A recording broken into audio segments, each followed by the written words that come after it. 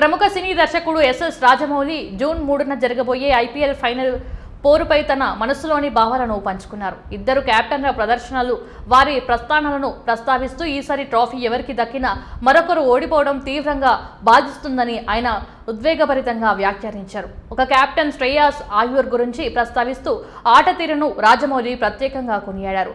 బూమ్రా వంటి బౌలర్లు సంధించిన యార్కర్లను కూడా అతను థర్డ్ మ్యాన్ దిశగా బౌండరీకి తొలగించడం చూస్తుంటే అద్భుతంగా అనిపించింది అని పేర్కొన్నారు. అతను కూడా ఈ ఏడాది ట్రోఫీ గెలవడానికి అన్ని విధాలా అర్హుడు అంటూ ఐఆర్పై తన అభిమానాన్ని చాటారు. మరోవైపు విరాట్ కోహ్లీ ప్రస్తావన తీస్తూ అతని నిలకడైన ప్రదర్శనను రాజమౌళి అభినందించారు.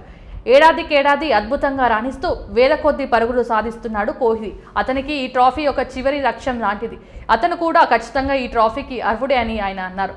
కోహ్లీ సుదీర్ఘ కెరియర్లో నిలకడగా రాణిస్తున్న తీరు, టైటిల్ కోసం అతని తపన ప్రశంసనీయమని రాజమౌళి అభిప్రాయపడ్డారు. ఇలా ఇద్దరు కెప్టెన్లు తమదైన రీతిలో అద్భుత ప్రతిభ కనబరుస్తూ తమ జట్లను ముందుండి నడిపిస్తున్నారని, వారిద్దరూ విజేతలు కావడానికి సంపూర్ణ అర్హులని రాజమౌళి స్పష్టం చేశారు.